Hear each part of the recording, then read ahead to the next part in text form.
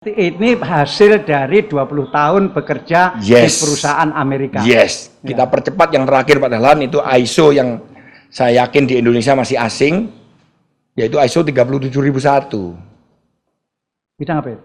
Anti korupsi Pak Dahlan.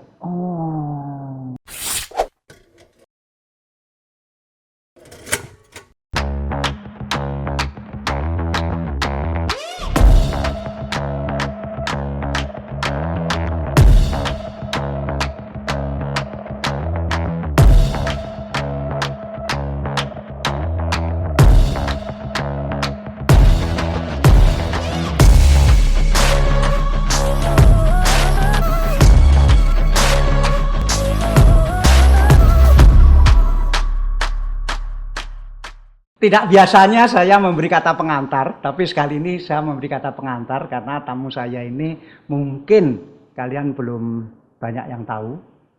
Dan kata pengantar ini lebih terkait dengan latar belakang saya, dalam pengertian saya dulu orang swasta yang bertahun-tahun di swasta, berpuluh tahun di swasta, kemudian menjadi orang BUMD, kemudian menjadi orang BUMN, kemudian ke politik, dan ada masalah seperti ini.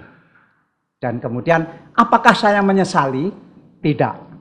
Tetapi seberapa banyak ada orang-orang profesional yang mau terjun ke perusahaan daerah atau mau terjun ke BUMN?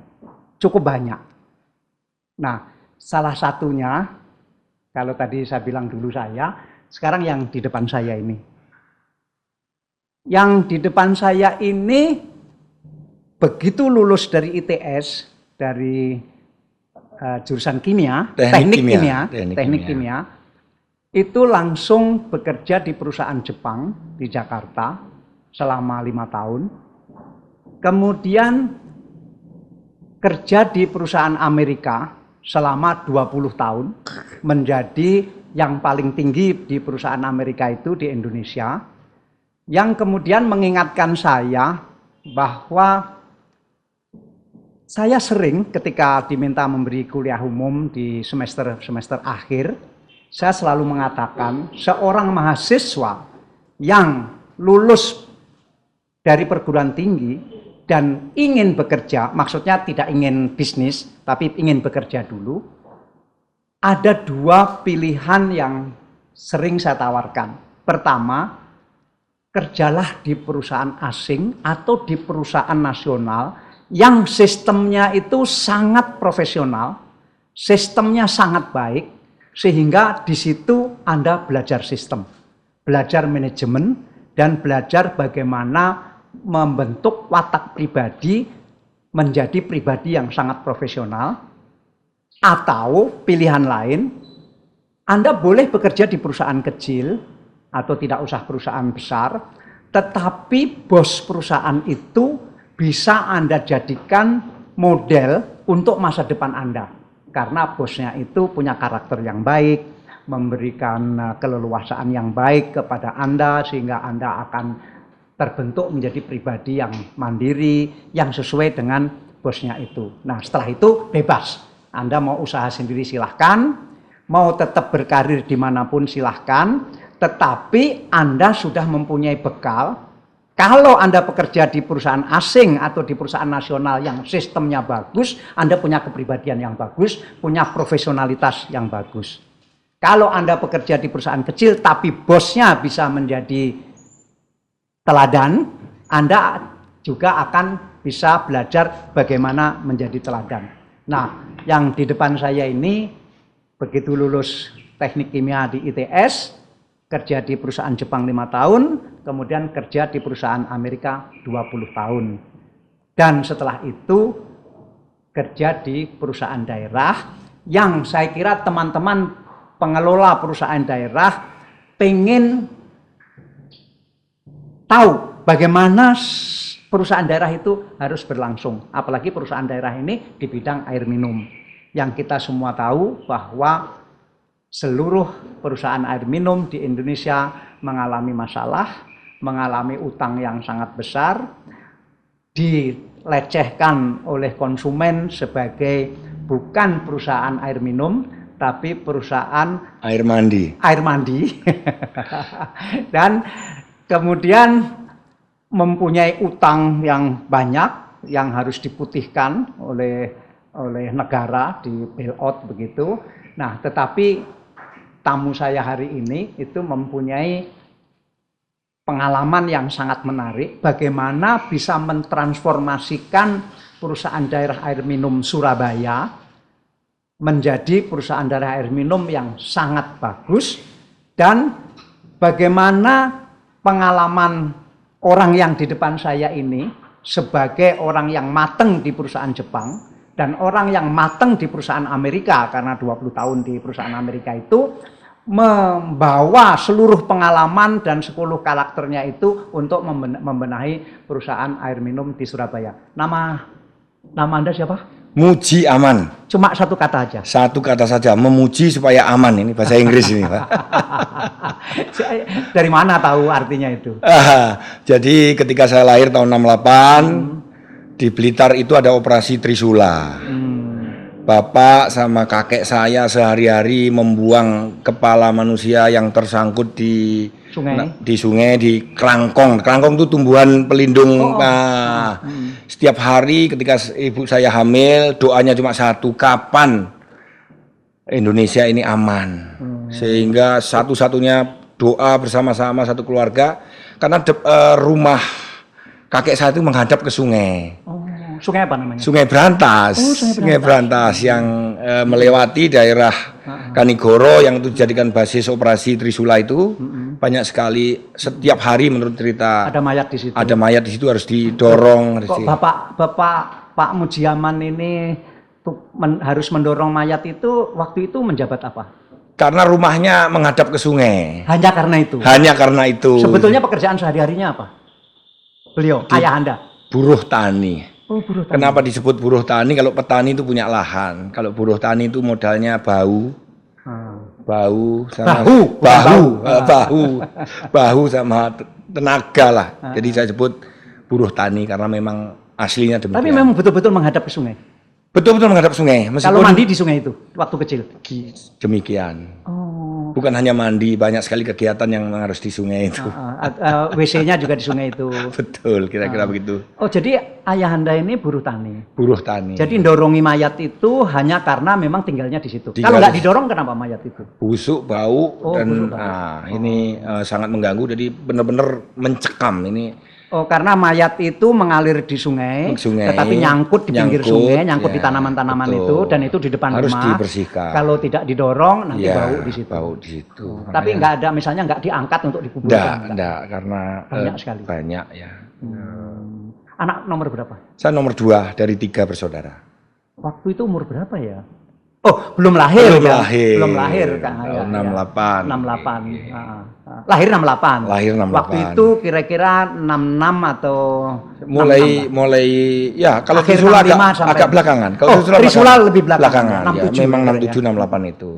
Sisa-sisanya itu. Tuntas 68. Jadi itu waktu itu lahir. Sehingga ibunya doanya memuji supaya aman. Muji itu maksudnya bukan muji kita puji, bukan gitu. Muji itu maksudnya memohon. Muji aman. Iya. Oh. Kalau kakak pertama namanya siapa? Mujoko. Oh, harus Mu juga. Mujoko. Jadi apa sekarang?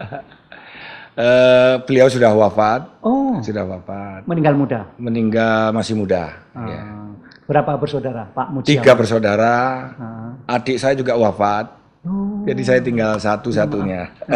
Meninggal muda juga berarti adik? Iya. Laki-laki juga? Laki-laki juga. Bapak ibu masih ada? Bapak sudah sedo, ibu masih sehat walafiat, sekarang umur 71. Tinggal di Blitar. Oh, masih tinggal di Blitar? Masih tinggal di Blitar. Ini Blitar sebelah mana kok ada Sungai Brantasnya?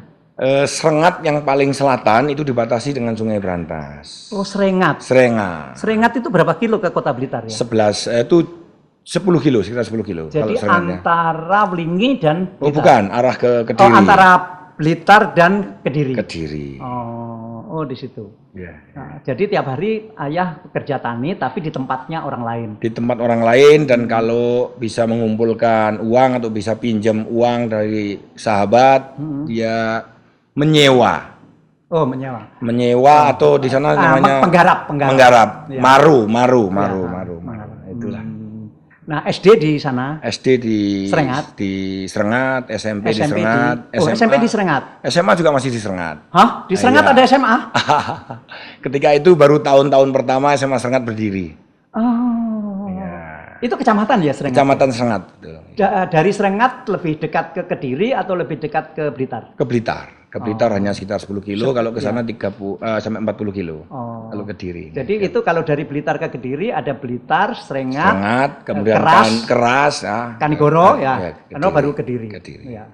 Kanigoro ini terkenal karena saya punya pesantren di sana. Bukan saya, keluarga kami punya pesantren di Kanigoro itu. Dan waktu tahun 65 itu terkenal sekali karena ada kekerasan yang dilakukan oleh PKI di sana. Dan kemudian ini menjadi sejarah nasional. Nah, setelah SMA baru ke Surabaya. ITS. So, anaknya buruh tani kok bisa ke ITS? Inilah ketika itu di kampung saya belum ada yang sekolah di Institut Teknologi, itu nggak ada. Kakaknya sekolah di mana waktu itu? Kakak saya ketika melihat ini di tetangga saya itu ada yang sekolah pernah ke Surabaya itu gagal. Kakaknya SMA-nya di mana? STM. Jadi STM. di sana itu yang musim, kalau SLTA itu SPG sama STM. Karena diharapkan langsung jadi guru atau jadi tukang. STM-nya di Blitar. Di Blitar. Tidak di Serengat. Tidak di Serengat. Hanya saya ini nggak tahu kok memilih ke SMA. Saat itu saya berunding sama orang tua bahwa bakat saya ini kayaknya kalau harus jadi guru sekarang atau jadi tukang sekarang kayaknya nggak bisa. Sayang. Saya bilang sayang. Saya masih punya cita-cita, kira-kira begitu. Sehingga masuk SMA termasuk bukan pilihan yang mudah saat itu. Karena hampir semua orang tua menginginkan cepat sekolah, cepat nyambut gawe. Nah terus kok kepikir ITS? Ketika itu saya berunding sama orang tua. Bapak saya itu memang sekolahnya hanya SD. Tetapi saya melihat bahwa bapak saya itu jadi panutan bukan saja keluarga, juga tetangga kiri kanan di kampung. Saya coba berdiskusi. Kimia itu ada jurusannya banyak. Kimia yang saya jelaskannya gampang. Kimia calon guru, kimia calon peneliti, dan satu kimia calon praktisi. Bapak saya itu saja. Kira-kira itu. Jadi ini adalah itu teknik kimia. Teknik kimia. Bukan kimia murni. Bukan kimia murni. Dan bukan pendidikan kimia. Bukan pendidikan kimia. Bapak saya itu saja. Kira-kira begitu. Jadi yang biayai siapa waktu di ITS? Wah, yang biayai yang paling banyak negara. Loh, kenapa? Dapat beasiswa?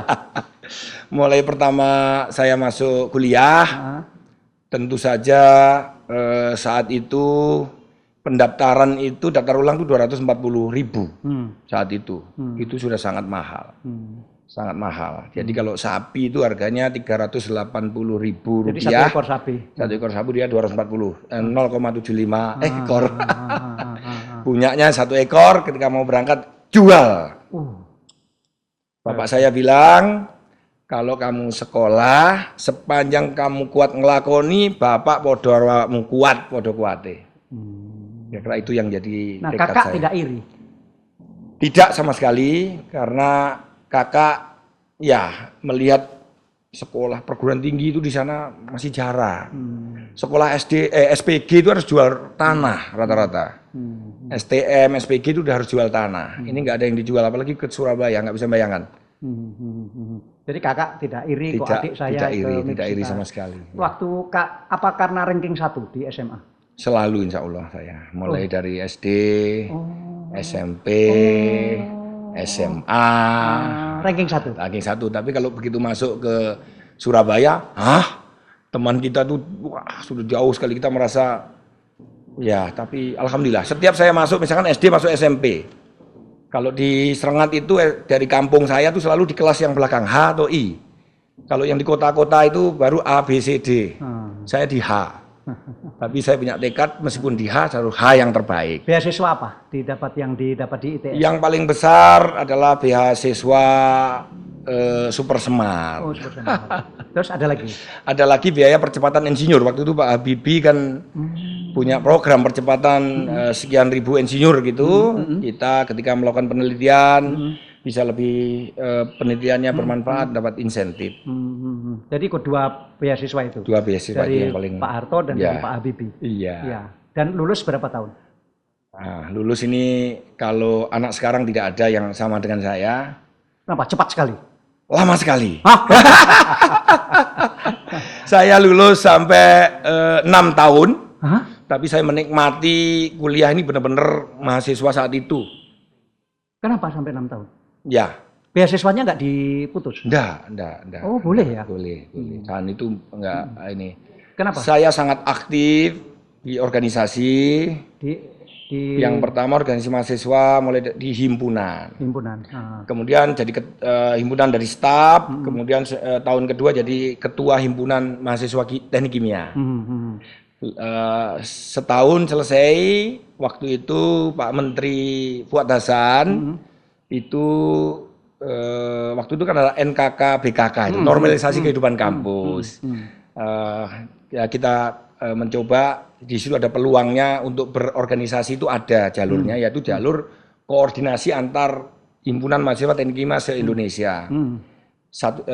Yang boleh waktu itu adalah profesi ya, organisasi, tetapi mengurus jurusan itu dibolehkan. Saya ketua.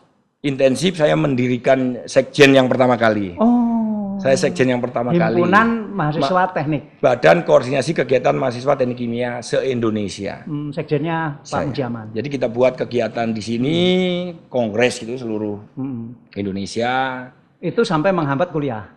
Enggak, bukan menghambat sebenarnya. Menambah gizi dalam kuliah menurut saya. Ya tapi kan menjadi molor, menjadi 6 tahun. Ya. Apa karena itu atau karena yang lain? Terutama karena itu, karena sebagai sekjen ini saya traveling mulai dari Medan, bawah ke Palembang, ke Jakarta. Itu lebih pada aktivitas semacam demo atau itu? Oh, enggak ada sekali. Kita BKK MTKA itu adalah organisasi pra-profesi. Jadi kira-kira adalah memotivasi jalur-jalur profesi apa yang bisa kita kembangkan. Berapa tahun jadi sekjen? 2 tahun. Oh, 2 tahun. Terus akhirnya lulus? Lulus, alhamdulillah saya masih ingat ada kakak kelas saya namanya Yuniar. Kenapa orang-orang ini saya ingat, Yuniar Rusli saya ingat. Ditugaskan perusahaan Jepang untuk ke kampus menyeleksi. Waktu itu semester terakhir? Semester terakhir. Jadi ada orang dari perusahaan Jepang datang ke kampus promosi tentang perusahaan Jepang itu. Tentang perusahaan Jepang itu. Bahwa perusahaan Jepang itu memerlukan tenaga kerja. Sekalian ada proses sehingga saya tertarik. Hampir tidak pernah menganggur karena begitu semuanya selesai, ijazah selesai, saya langsung diterima di perusahaan Jepang itu. Pakai melamar tapi kan? Pakai melamar tapi diseleksi. Pakai tes. Lolos tes dan saya diterima di sana. Nama perusahaannya apa? Waktu itu namanya masih panjang, Asahi Mas Subendra Chemical. Jadi Asahi, Rodamas sama Subendra. Subendra itu Pak Sutikatmono. Ya. Lama-lama reformasi, sekarang jadi Asahi Mas Chemical yang Asahi Mas Chemical. Di mana itu? Tepatnya di Cilegon. Oh, Cilegon. Jadi pindah dari Surabaya ke Cilegon. Waktu itu Bapak masih ada? Bapak masih ada, Bapak senang sekali.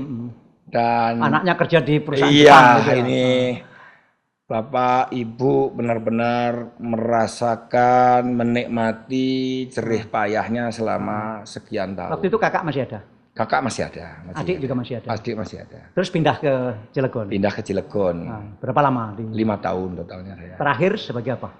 Terakhir saya jadi superintendent. Superintendent itu kepala pabrik. Menurut saya untuk ngurusi mesin, ngurusi produksi tertinggi ya di superintendent itu. Lebih dari itu sudah koordinasi, manajemen, lain-lain. Pernah membawai orang Jepang di situ?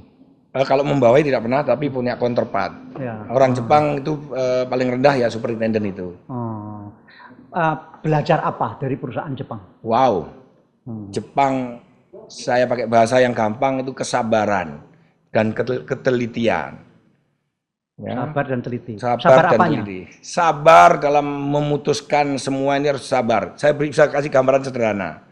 Misalnya kalau bikin teh itu dosisnya orang sudah yakin bahwa 2 sendok itu yang terbaik. Tapi kalau kita baru membuat di tempat yang baru, cangkirnya baru, sendoknya baru, coba dulu dong setengahnya. Pastikan, oh nggak ada reaksi apa-apa, tambah lagi satu baru kita minum. Oh, sampai segitu. Sampai segitu ini apanya? Kehati-hatiannya. Kehati-hatiannya. Dan ini membuat wow, perfect pekerjaan orang-orang Jepang tidak pernah meleset. Saya kira itu. Meskipun teori kita wah sudah komplit, tetap itu harus kita lakukan. Kita punya protokol yang harus dilewati. Itu belajar selama 5 tahun. Yang paling banyak saya kira saya rangkum seperti itu, Pak Dahlan. Jadi proses itu harus dijalani dengan benar, dengan praktek, dengan tidak kondisi. Mau tiba-tiba hasilnya, yang penting pokoknya hasilnya baik. Ada kondisi-kondisi baru yang sebenarnya tidak pernah dipikirkan oleh ilmuwan. Di setiap situasi. Ini harus proses ini harus dijalani. Prosesnya harus dijalani. Ada protokolnya. Terus kenapa sering ke Jepang waktu itu? Saya belum pernah dibawa ke Jepang, belum pernah. Tetapi orang Jepangnya memang mulai dari presiden direktur sampai yang paling rendah level superintendent ini orang Jepang semuanya. Jadi kita berinteraksi. Kalau rapat manajemen pakai bahasa apa? Pakai bahasa Inggris. Bahasa Inggris. Jadi nggak bisa bahasa Jepang. Bahasa Jepang belum bisa. Kenapa nggak belajar bahasa Jepang waktu itu? Waktunya sangat singkat dengan promosi yang cepat juga itu. Jadi kita masukkan foreman ya. Foreman, kemudian asisten supervisor, superintendent, ini sangat panjang. Kita kalau dinaik-naikkan pangkat ini juga baru terus. Dalam 5 tahun seperti itu. Jadi tiap tahun naik pangkat? Demikian Pak. Jadi karirnya bagus lah. Bagus. Ya. Nah, dapat istri waktu di situ? Iya. Dari mana? Kebetulan saya KKN di Tuban. Oh, sebelum kerja di sana. KKN. Bukan karena kerja di sana dapat istri. Bukan, di Tuban. Jadi waktu kerja di sana sudah punya pacar. Sudah punya pacar. Oh, waktu mahasiswa. Yeah. Anak Tuban. Kuliah di mana dulu? Kuliah di Semarang di Universitas Negeri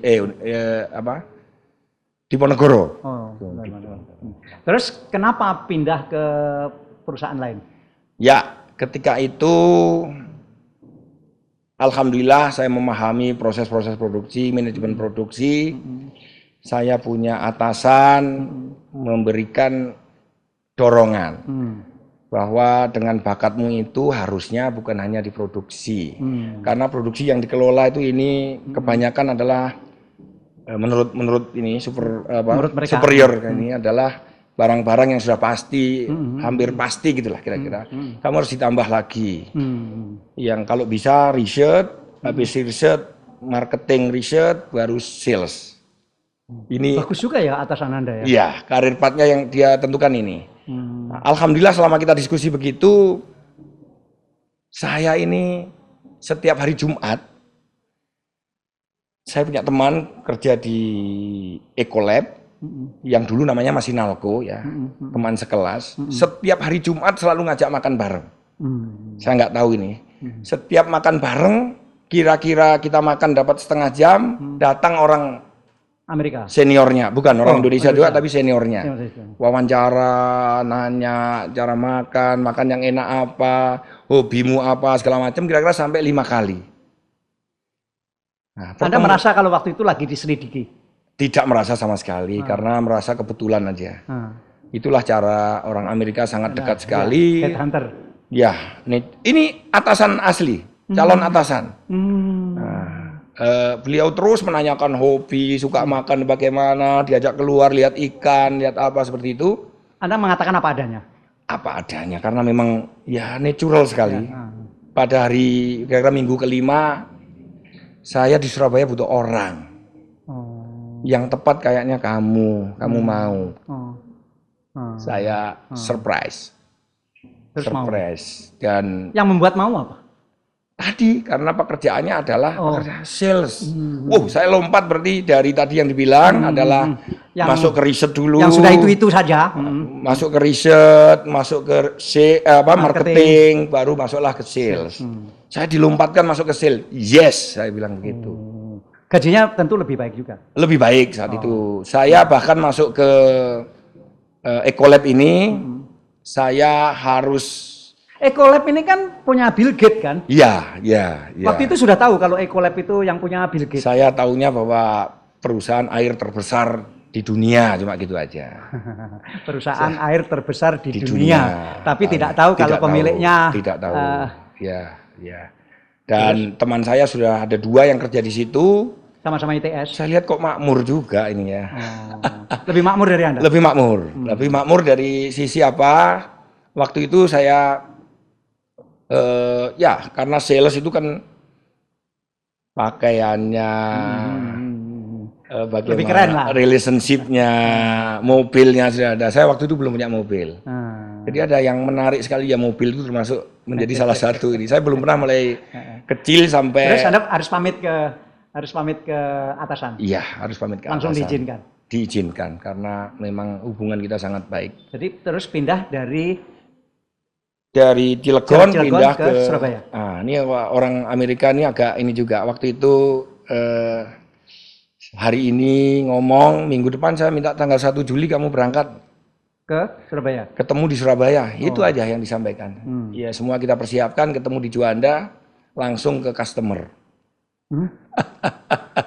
Karena di customer sedang ada masalah.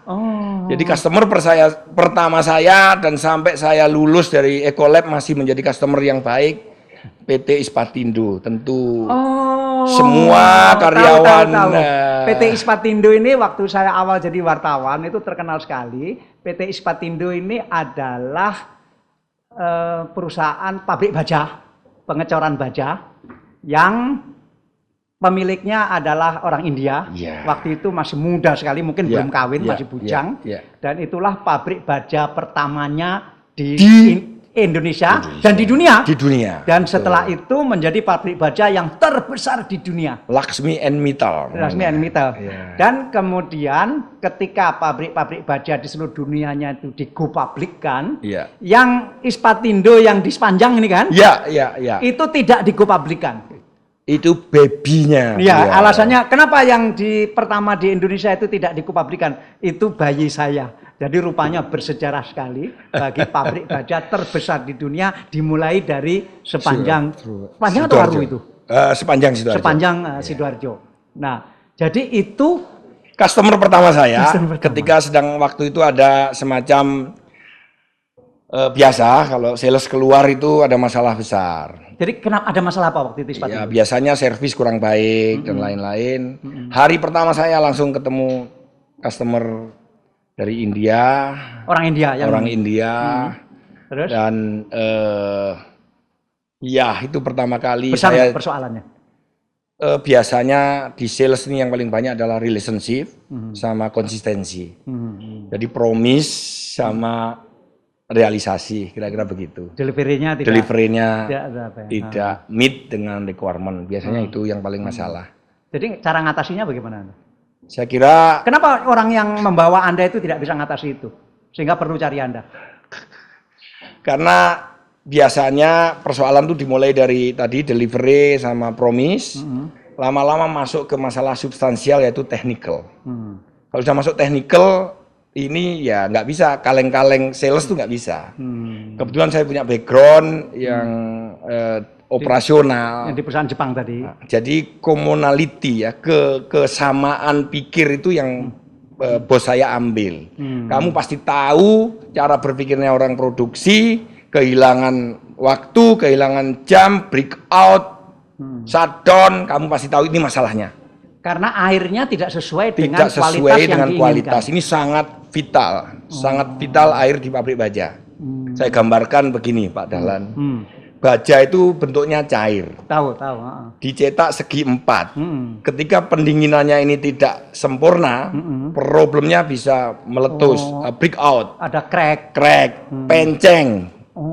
Romboid ya, itu penceng istilahnya begitu. Kalau sudah penceng nggak bisa dijual, karena mesin penerimanya nanti nggak bisa nangkap. Kira-kira gitu. Nah, ini sangat terpengaruh. Dan harus dilebur lagi. Energi, biaya terbesar di situ. Ya, itu yang terbesar. Itu karena air yang kualitas untuk mendinginkan tadi. Ada keraknya, ada lumutnya, sehingga tidak sempurna heat transfernya nih. Ini ngomong teknikal sekali ya, tapi itu kenyataan. Oh, jadi air di pabrik baja itu penting sekali ya? Sangat penting. Dimanapun sangat penting, sangat vital. Tidak hanya pabrik baja. Pabrik baja. Jadi di baja benar-benar sangat penting. Jadi kualitas air yang untuk mendinginkan cor-coran baja itu harus sedemikian rupa dan itu harus konsisten. Ya. Kalau itu enggak break bisa out, diatasi. Bisa diatasi karena berapa lama ngatasi itu?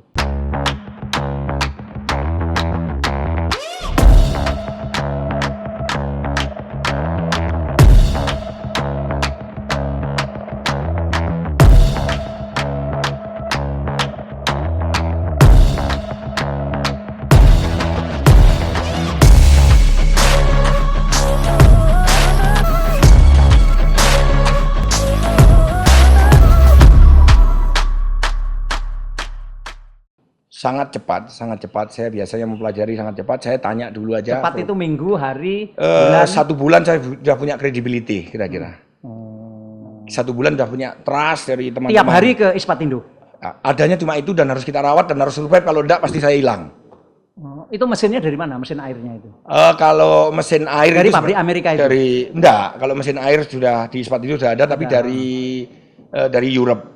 Kenapa perusahaan Amerika ini mau mendapatkan pekerjaan tapi mesinnya dari negara lain? Jadi memang fasilitas-fasilitas itu di seluruh Indonesia, seluruh dunia itu bermacam-macam. Yang kita jual itu adalah expertise. Expertise, bukan mesin. Mesin ada tapi volumenya hanya sekitar 20%. Jadi customer pertamanya Ispatindo. Ispatindo. Jadi kepada teman-teman yang di Ispatindo yang ketemu guru saya itu adalah guru saya paling praktikal di. Itu kalau saya di listrik, itu adalah gardu induk di Waru. Saya belajar listrik begitu diangkat menjadi PLN, saya tidak tahu listrik itu apa. Aduh, kemana saya ini belajar? Saya langsung datang ke gardu induk di Waru, di situ saya minta diajari listrik itu apa dan harus bagaimana. Jadi gardu induk Waru, teman-teman di gardu induk Waru, Andalah yang mengantarkan saya menjadi direktur utama PLN sehingga berhasil. Ini Anda Ispatindo. Ispatindo. Gitu? Jadi saya ingat sekali orang-orangnya, Cuma sekali. Beda, waktu saya ke gardu induk kan saya belajar. Anda ke Ispatindo, Anda mengatasi persoalan. Terus dari situ kemana? Dari Ispatindo sudah settle. Senang atasannya? Waduh, senang sekali. Karena itu customer yang besar sekali. Waktu itu besar sekali. Karena keperluan airnya kan banyak sekali. Mohon maaf waktu itu memang Ecolab ini ya di bidang air itu ya punyanya waktu itu cuma itu. Tapi punya sasaran yang sangat besar, yaitu Gresik. Gresik ini semen Gresik. Petrokimia. Petrokimia. Menggunakan air sangat besar. Dan dampaknya jauh lebih besar lagi ketimbang baja tadi itu. Begitu itu selesai. Customernya Ecolab juga? Belum waktu itu. Belum waktu itu. Ketika selesai Ispatindo. Ispatindo artinya selesai, tinggal kita maintain. Sebenarnya saya rekrut kamu itu bukan untuk menyelesaikan Ispatindo kan. Saya pikir itu sudah mantap gitu, ternyata kamu harus dapat namanya Petrokimia Gresik. Harus direbut. Harus direbut.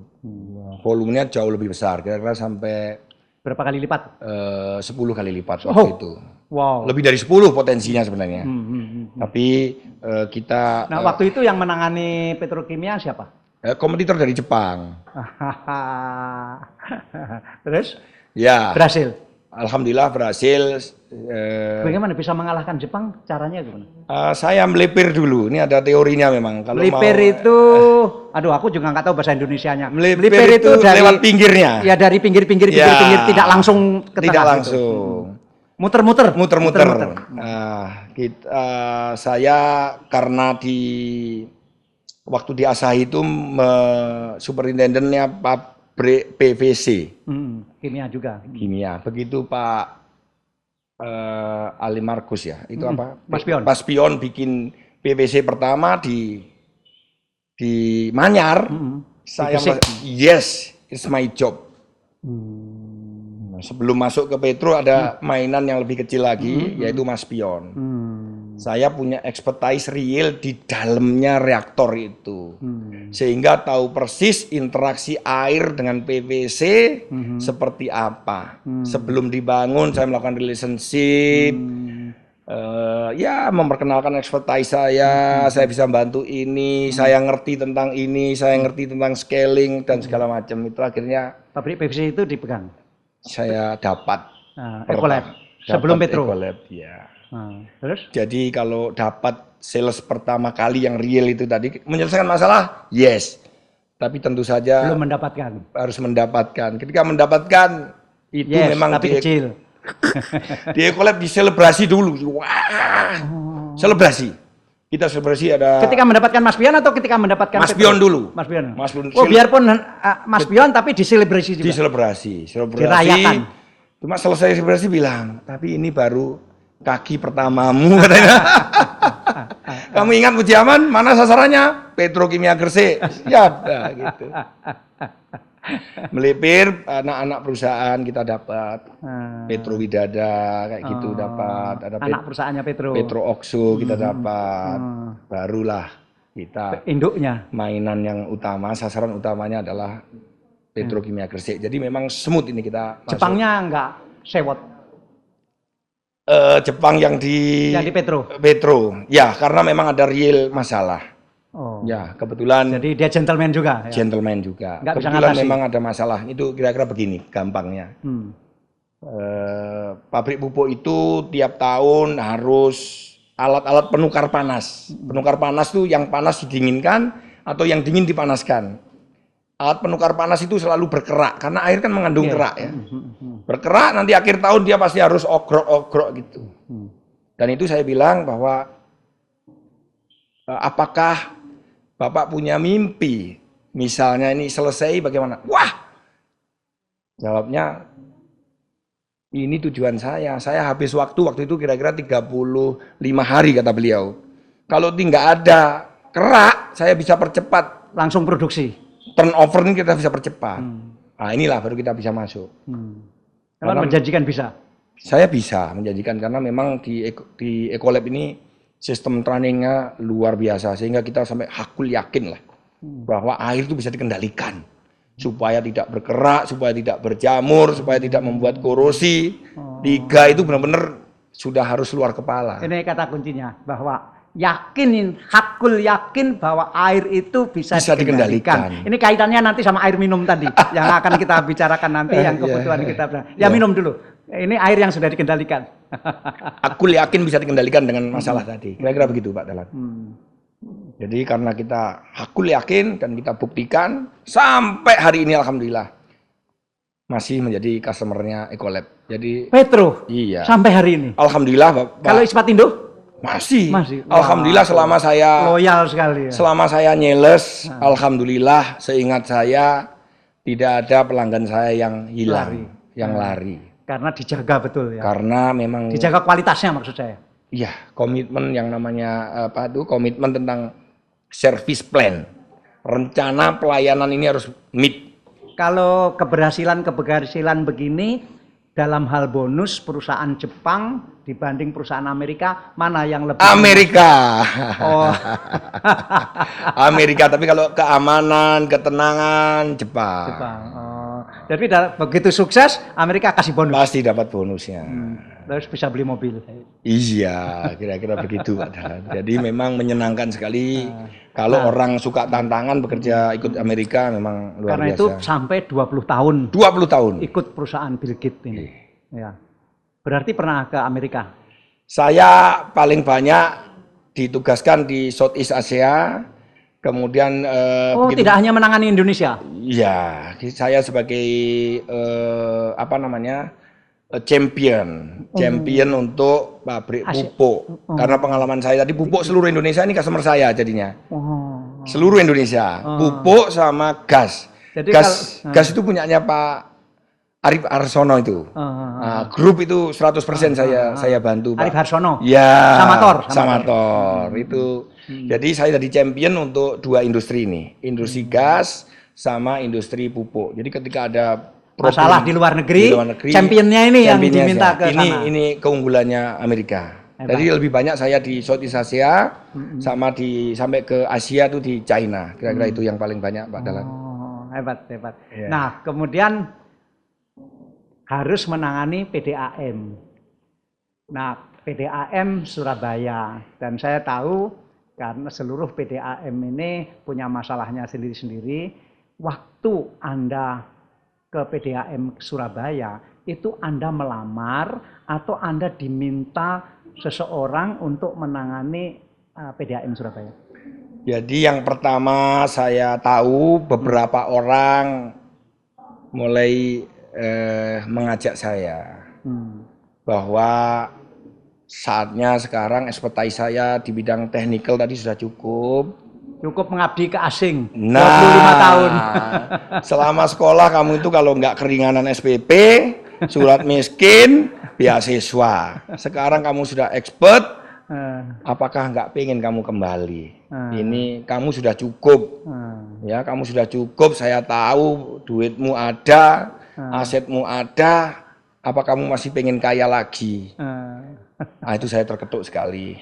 Sehingga memang harus memenuhi persyarat seleksi formal, Pak Dahlan. Seleksi ini sangat hati-hati. Jadi informalnya diminta, tetapi tetap harus melalui prosedur Seleksi, rekrutmen. rekrutmen. Jadi harus melamar bukan Harus karena melamar. ingin melamar, Ya, tapi harus untuk melamar. memenuhi persyaratan ini harus melamar. Ya.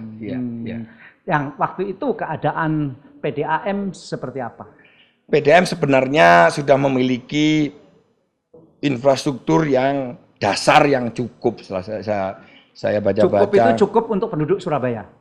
Iya, saya lihat kita hitung-hitung quick count gitulah tentang kapasitas segala macam.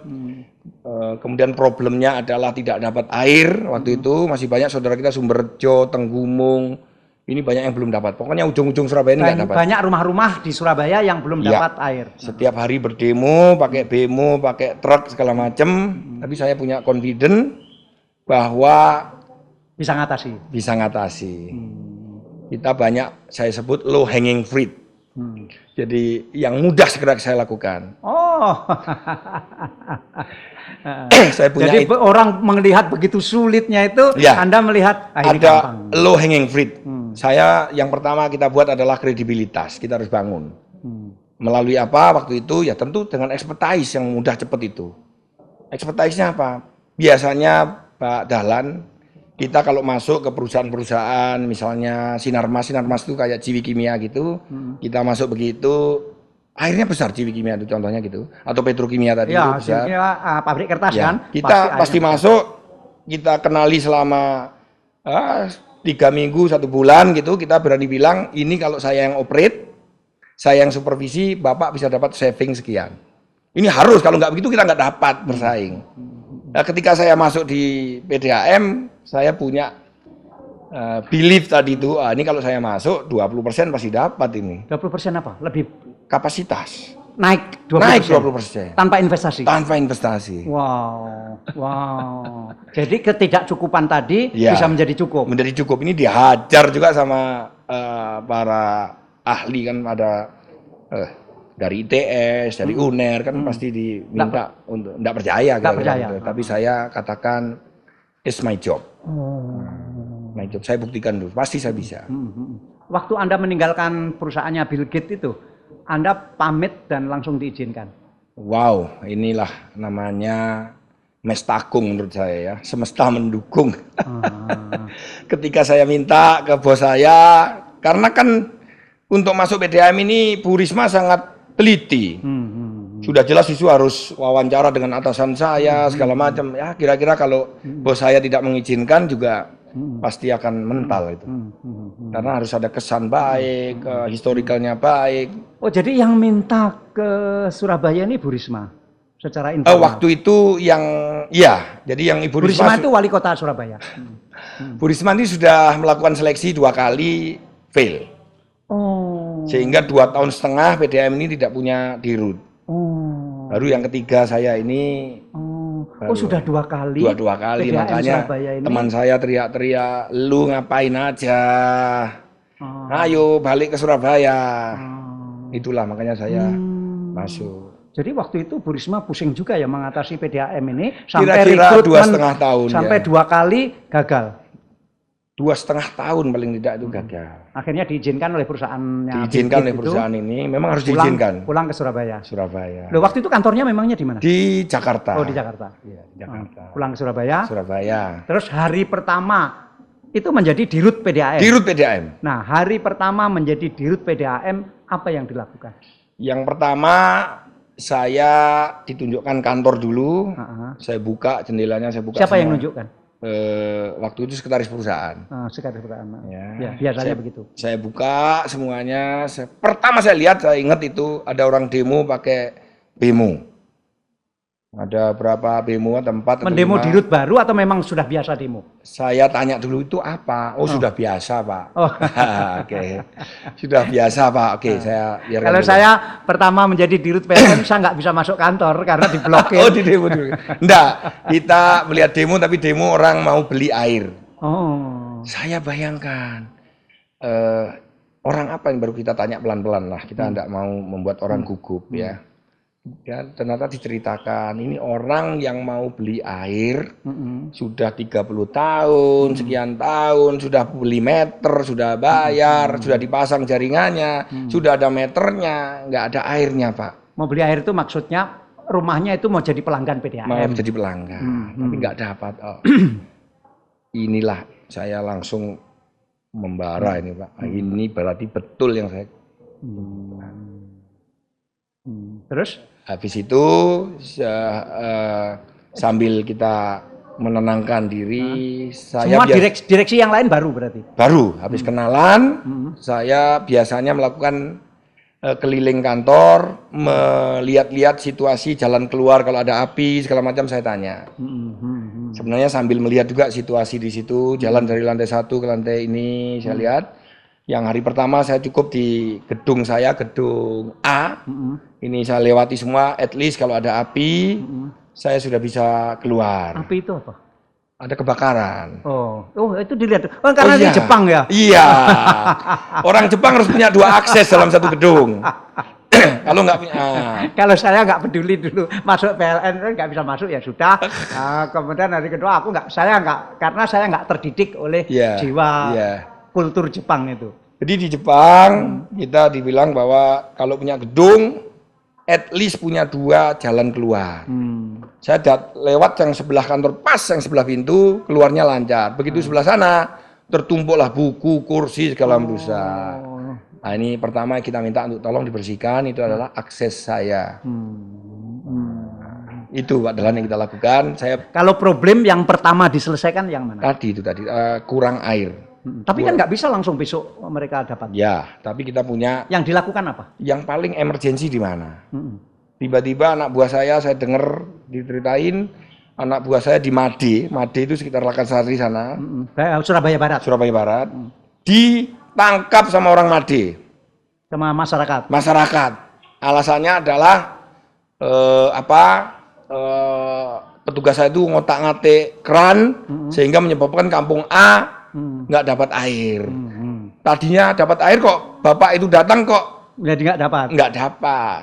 Nah, jadi menurut saya itu yang paling emergensi dan saya harus datang. Datang ke situ, kita lihat pressernya semuanya. Saya cuma bilang, Bapak, ini kalau memenuhi standar harus keluar 7 meter, saya nggak bisa. Berapa yang Bapak inginkan? Yang penting keluar, alhamdulillah. Permintaannya yang penting keluar. Saya keluarkan 30 cm, cukup Pak ya? Cukup Pak. 30 cm itu keluar, sampai kasih selang, sederhana sekali. Kita pasang selang, tingginya 30, dia harus ngocor. Kalau ini nggak ngocor, saya tanggung jawab. Sisanya kita bagi ke orang lain. Jadi kalau kita tutup bisa tinggi, tapi orang lain kan nggak dapat. Saya ngomong, Pak, ini harus dibagi. Nah, inilah cara-cara begini. Ini baru itu darurat ya. Darurat 1 hari 2 hari, Pak. Besok saya pasang pompa. Kita keduk di situ, kita bikin tandon. Kalau ke bawah kan air keluar. Kalau ke atas nggak mampu. Kita sedotlah pompa baru. Kita kirim ke rumah-rumah itu, ke kampung itu. Untuk berapa orang? Untuk kira-kira 500 sampai. Itu pompa sudah ada, harus beli. Oh, pompa harus mendadak. Saya sampai bilang karena saya kan bisnis saya air dulu. Kalau PDAM nggak punya, ambil di rumah saya punya. Harus hari ini, saya nggak bilang, saya tungguin di situ. Jadi ambil di mana? Akhirnya mereka ya mungkin nggak enak ya ngambil di rumah saya ya. Ambil di kantor ada. Memangnya di rumah punya pompa sebesar itu? Punya, saya memang punya untuk supporting kegiatan itu saya punya. Nah, akhirnya apa? berhasil. Ada air pertama di situ orang ini, sehingga sampai ada namanya Bersih Desa, Tayuban. Masya Allah, saya melihat kesenangan orang ini ketika mengundang saya datang di... Berapa tahun mereka nggak punya air itu? Ya sejak dulu nggak puluhan tahun ya. Semenjak ada di situ. Itu saya merasakan wow, bahagia ini ya. wow. Karena saya dapat buceng itu apa ya? Buceng itu nasi yang segitiga ya, tumpeng. Nah, tumpeng tuh tingginya segini, lengkap dengan buah, dengan ayam, dengan segala macam diberikan kepada saya di tempat umum pada saat perayaan Bersih Desa. Luar biasa, lebih dari apa yang saya inginkan. Itulah membuat saya terus menerus. Dan itu dilakukan di banyak kampung yang seperti itu. Banyak kampung, semuanya rata-rata mereka sangat. Loh, mereka sebetulnya sudah punya jaringan berarti? Sudah punya, tetapi airnya nggak cukup. Nah, terus gimana bisa cukup? Nah, pertama tadi kebanyakan sebenarnya pabrik ini memiliki spare pompa. Ya. Pabrik itu maksudnya PDAM? Instalasi kami, IPAM namanya, IPAM, instalasi pengolahan air itu punya, misalnya kapasitasnya 100, itu sebenarnya disiapkan 200. 100 jalan, 100 backup. Karena darurat saya minta, jalankanlah. Backup ini dijalankan? Jalankan salah satu. Toh masih ada satu lagi yang backup. Jadi berjalan dengan tidak efisien, tidak apa-apa. Tetapi efektif untuk membantu ini awalnya. Melayani pemenuhan dulu. Ini rata-rata saya lakukan begitu. Tes itu dulu. Tentu dengan keperluan yang sangat tinggi ini di sana sini ada masalah. Di upstreamnya, filternya macet segala macam. Ini justru tantangan saya. Mesin kalau nggak dijalankan maksimal kita nggak tahu kelemahannya di mana. Justru ini mainan saya. Sementara selama ini jangan dimaksimalkan. Takut rugi, takut listrik nggak mahal segala macam. Tapi saya baca perdanya Pak Dahlan. Ini yang penting. Karena kita harus baca itu perda itu dengan ini, bahwa tujuan didirikannya PDAM adalah yang pertama kemanfaatan umum. Saya itu aja saya pegang. Baru keduanya itu ekonomi itu kedua, ketiga dan sebagainya. Berarti kemanfaatan umum berarti ini orang harus dilayani dulu. Saya pikir jadi pompa-pompa dimaksimalkan semua tanpa takut nanti rusak. Itu biasa itu. Semua orang bangun itu pasti ada allowance-nya. Belum kalau kita tangani lebih detail itu ada di situ, ada itu. Jadi sebelum Pak Mujiaman menjadi dirut, berapa persen dari rumah-rumah di Surabaya yang sudah berair dan berapa persen yang belum? Jadi waktu itu saya masuk sekitar 97%. 97%, tapi 3% yang belakang ini kan lebih sulit. 97 pas 98 ya, 97 lebih sekian ya. 50% yang pertama lebih mudah. 50% pertama lebih mudah. Ketika tinggal 3% ini yang lebih sulit. Sulit dengan segala macam masalahnya. Yang utama adalah kurang air. Masuk akal. Ya. Mungkin tempatnya sulit dijangkau. Daerah sana tuh naik. Ke barat itu, Surabaya itu semakin ke barat semakin naik. Jadi masing-masing kampung punya permasalahan yang khas. Tapi saya punya passion, saya tidur di mobil sama istri sama anak saya biasa itu di sana. Seperti di Sumberjo ya saya tungguin sampai ada progres. Ini memang mungkin kurang baik, tetapi pada saat itu saya merasa perlu. Saya selalu lakukan, saya ukur itu. Memang nggak baik, orang terlalu detail itu nggak baik. Tetapi pada saat-saat tertentu kita harus. Bahwa ini harus jalan, ini saya tungguin. Di Sumberjo, di Tenggumung, di Made ini saya tungguin siang malam. Jadi sekarang berapa persen? Sekarang udah 99,9%. Wow, hebat ya. Surabaya hebat ya. Ya, alhamdulillah nih termasuk paling baik di Indonesia. Tapi kan orang bilang bahwa ada air tapi kualitasnya air mandi pun belum bersih. Ya. Itu problemnya bagaimana dan bagaimana mengatasinya? Kejadian ketika awal-awal tahun saya menjabat, ini ada grup kita di Surabaya nih, para pemuka di Surabaya, DPRD, kepala dinas, rektor-rektor, politikus dan lain-lain ini, kira-kira adalah mempertanyakan ini. Apa jawaban saya? Saya ini kan baru datang yang pertama. Waktu itu. Ya, yang kedua adalah bahwa PDAM itu milik kita bersama. Saya tahu dalamnya, Bapak tahu ekspektasi Bapak. Kita duduk bersama, pasti itu selesai karena saya punya niat baik. Saya tawarkan waktu itu, saya bikin acara namanya PDAM mendengar. Oh, bagus. Saya siapkan acara di Mercure, PDAM mendengar gitu. Ternyata ini bisa mengerti, bapak-bapak ini mengerti semua. Apa yang kita punya, maunya kemana, butuh berapa lama. Setelah itu kita sepakati bersama, alhamdulillah mereka support semuanya. Apa yang disepakati? Bahwa mereka tahu yang urgent sekarang adalah memenuhi kebutuhan jumlah. Kemudian berikutnya adalah jadi kualitas. Padahal waktu itu sudah 97% kan sudah relatif selesai. Ya, tapi kan yang 3%-nya Surabaya sama Kediri beda. Surabaya itu high educated people. Tuntutannya berbeda Pak Dahlan. Jadi meskipun segitu tapi dampaknya luar biasa. Seperti di tempat sampah ya tadi kalau mereka nggak dapat air, sampah ditutup, sudah berhenti, kita nggak bisa buang sampah sak Surabaya Pak Dahlan. Ini kejadian benar. Jadi GBT itu ditutup. Ibu-ibu buka baju, kita gimana? GBT itu stadion. Stadion. Ya, jadi sebelahnya tempat sampahnya itu di depannya GBT. Sebelah stadion. Jadi kalau kita nggak penuhi airnya, tutup jalannya. Saya kira betul mereka menuntut itu. Haknya dia lah, benar-benar hak. Karena air itu penting sekali. Apa yang saya lakukan? Saya naik sepeda motor, datang ke situ. Kita ya sama, kita mendengarkan. Ibu, saya bekerja sekian bulan di PDAM. Saya insya Allah saya tahu cara menyelesaikannya. Saya minta waktu selama 3 bulan ke depan, ibu dapat air jumlahnya sekian. Lewat jaringan? Sebenarnya jaringannya sudah ada waktu itu, tapi tidak bisa nyampe. Jadi kita diangkut dulu. Ditambahkan pompa. Ada ternyata rumah-rumah di sana tuh punya tandon yang besar. Saya tanya, saya butuh tandon, volumenya kira-kira 15 meter kubik.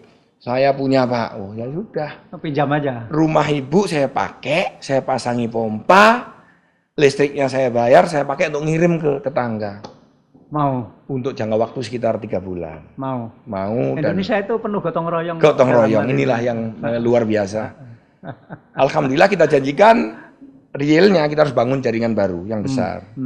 Jadi kita harus membangun jaringan namanya Surabaya Ring Road-nya pipa itu belum nyambung Pak Dahlan. Jadi dari sisi timur ini baru nyampe ke pertigaan tol ini, tol namanya tol Dupak sekitar situ, belum ada jalur menuju ke Osowilangun. Osowilangun menuju ke ring JLLB itu belum. Maka itu saya dahulukan. Kalau sekarang udah 99,9%. Ya. Adakah kota lain yang capaian pelayanan air minum apapun lah, itu sampai ke 99% itu? Mungkin ada kota semacam kota mana ya, sebentar. Kota, kalau nggak Banjarmasin, Malang. Banjarmasin, Balikpapan, antara dua itu. Banjarmasin kayaknya. Ada itu, kota itu ada yang mengklaim segitu. Ya, Pak Dahlan, meskipun 99% itu adalah namanya di area teknis. Teknis itu yang legal, formal. Yang di luar itu nggak dimasukkan. Tidak dihitung, itulah problem kita. Jadi air minum kami bisa melayani penduduk dengan air minum sampai ke 99% di wilayah yang bisa dilayani. Ternyata masih banyak lagi. Di mana itu Pak? Di kuburan. Iya. Loh, di Surabaya sampai kuburan? Wow. Kalau Bapak ke Rangkah, orang-orang memasak, tinggal, tidur ya di situ. Di kuburan itu ada rumah-rumahnya. Kemudian di tanah-tanah milik PJKA di pinggir rel. Itu dikasih air minum? Itu menurut undang-undang nggak boleh. Tetapi jumlahnya ribuan. Bapak kalau datang ke situ tidak sengaja tiba-tiba datang, ibu minum airnya pakai apa? Beli. Habisnya berapa Bu sebulan? Sampai 600 sampai 800 ribu.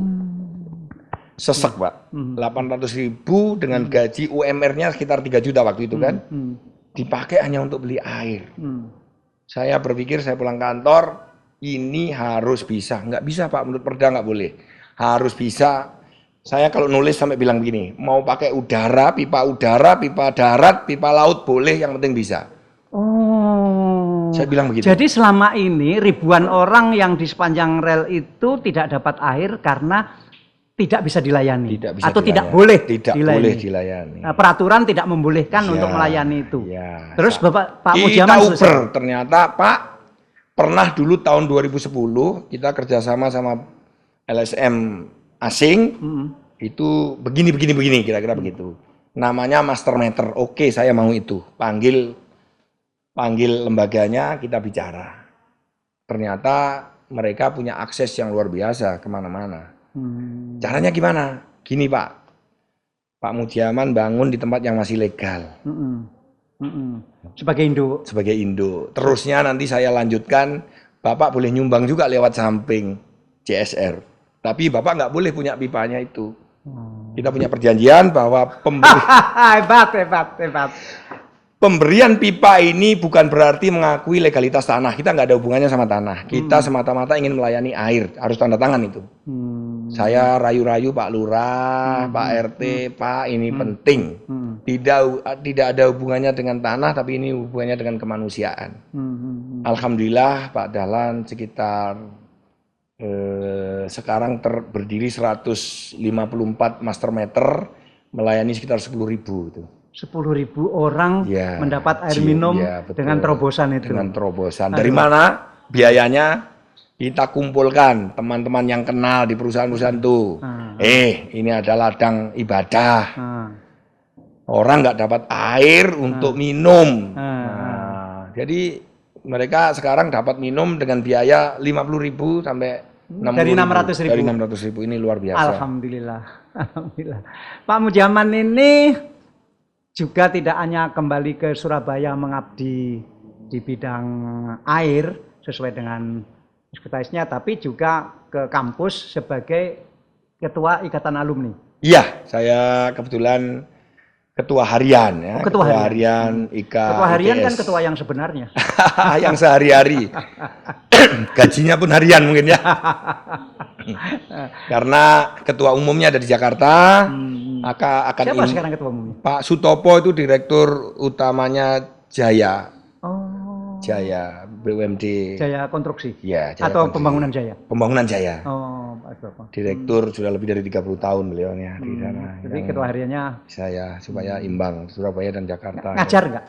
Saya ngajar pada awal-awal masih di Ecolab, itu ngajar, tapi ke belakang bahwa syarat mengajar itu harus S2, S3 begitu. Saya tidak punya ijazah S2, S3. Waktu itu masih bisa, lama-lama nggak bisa. Masih punya rumah di Serengat? Blitar? Masih, saya... Yang di pinggir sungai itu masih ada? Masih ada. Siapa yang nempati? Ibu saya. Loh, ibu masih di situ? Masih. Di tempat yang dulu ayah mendorong mayat itu? Iya. Tapi sudah lebih baik kan? Sudah lebih baik, alhamdulillah. Sudah dibangun. Baik. Dengan siapa ibu itu? Ibu sama masyarakat Pak Dahlan. Jadi artinya di rumah itu dengan siapa? Sama keponakan dan pembantu-pembantu, tapi setiap hari ada kegiatan di sana Pak Dahlan. Kebetulan saya senang sekali dengan kesenian gamelan.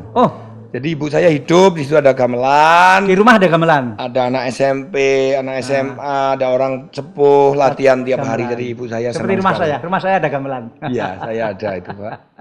Siapa yang membelikan gamelan? Saya beli sendiri. Saya beli sendiri berapa tahun yang lalu. Ibu sendiri bisa? Bisa. Apa? Ya. Apanya?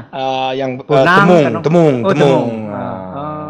Kalau yang aktif-aktif kurang ini. Jadi ibu usia berapa sekarang? 71 Bapak. Masih sehat? Alhamdulillah. Ke pasar bisa? Ke Surabaya naik sepur berani itu dia. Sendiri? Sendiri. Terakhir ketemu ibu kapan?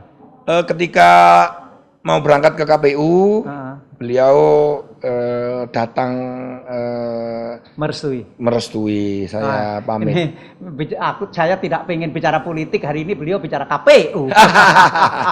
Enggak, karena kebetulan pas ketika berangkat gitu aja lah. Kira-kira begitu.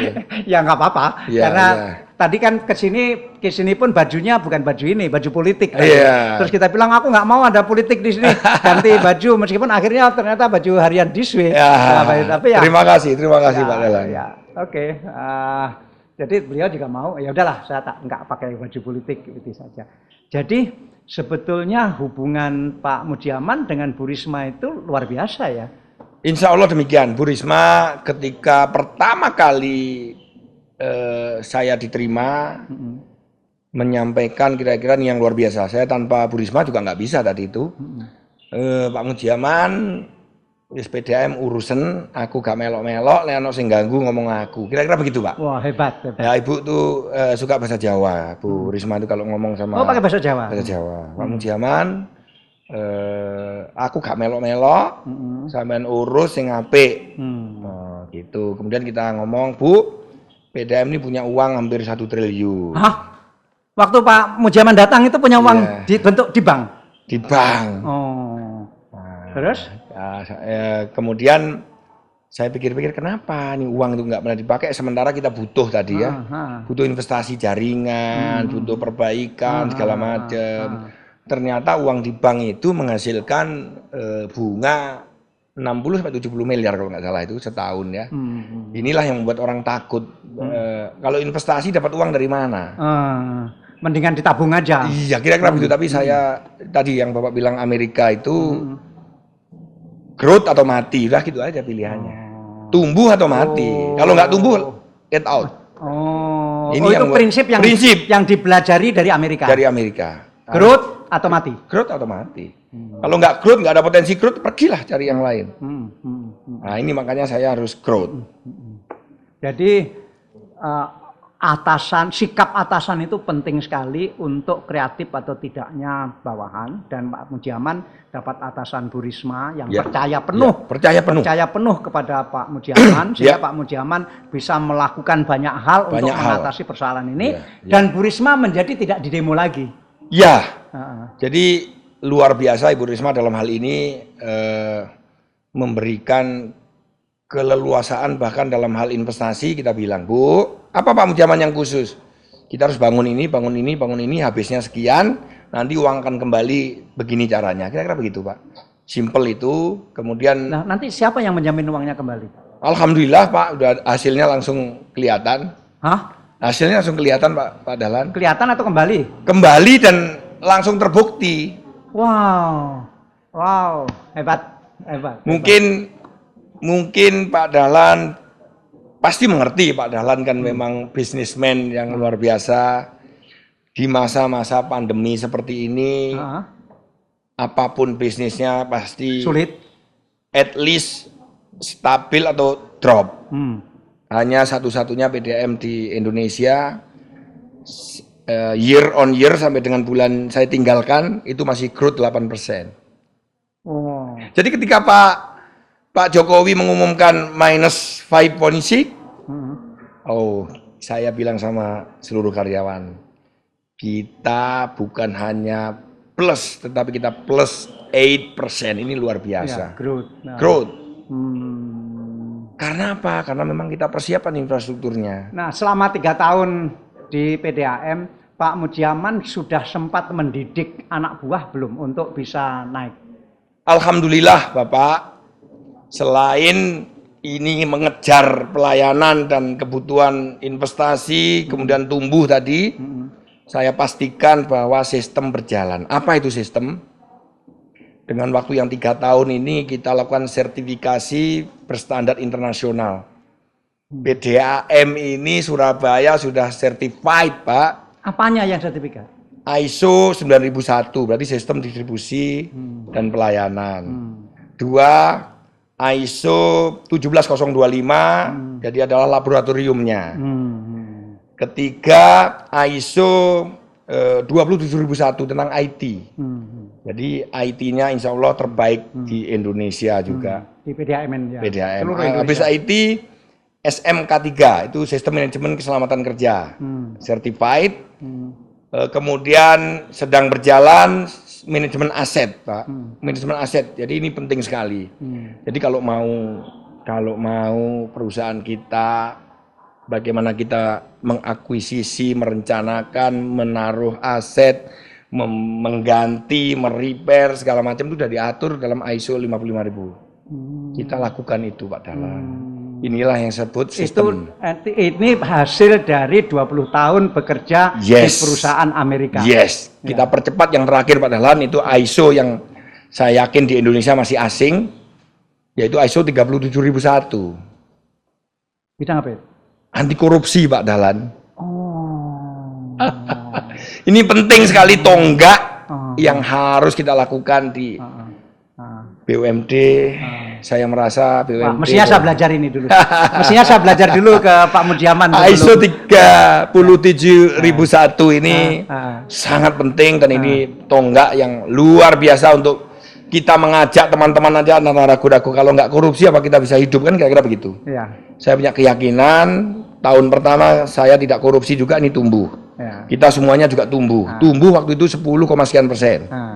Nah, tahun kedua tumbuh masih bertahan sekian persen. Tahun ketiga saya bilang ini hakul yakin dengan ISO 37001 kita tumbuh dan kita jamin pendapatan sampean meningkat. Alhamdulillah tahun ketiga ini ketika kita terapkan ISO 37001 saya bisa teman-teman bisa mendapat tambahan 18% Pak Dahlan ketika Kesejahteraan karyawan. krisis ini dia mendapat uang up 18%. Ini kita semua belajar lah ya. Tolong PDAM se-Indonesia dan pengelola-pengelola perusahaan daerah. Saya telat tahu ini dan saya sebetulnya dulu sebaiknya belajar ini. Ya, baik Pak Mudiaman. Ya, terima kasih. Ya, terima kasih Pak Dahlan. Saya pun belajar banyak. Siap, terima kasih.